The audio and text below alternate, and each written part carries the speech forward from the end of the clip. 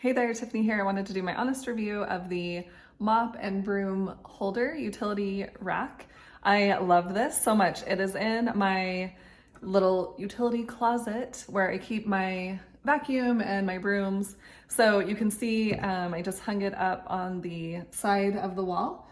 And you can hang this on either side, if you're left-handed or right-handed, it doesn't matter.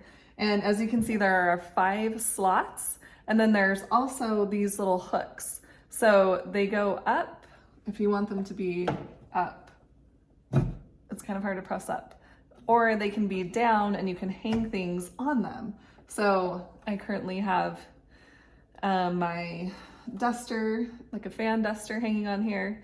And then I have a broom and I have my 2 mops in between. And then I have my dustpan and my broom or my mop comes with these microfiber cloths. So I have those hanging up, and then I just want to show you. So I just lift up a little bit and press out, and then I just press my finger on the bottom of the round part. I press it up a little bit, and then I can just put my broom right back in there. So as you can see, these hooks are pretty durable. None of them have broke. So there's 1, 2, 3, 4, 5, 6 hooks, and then 5 spots for your brooms and mops.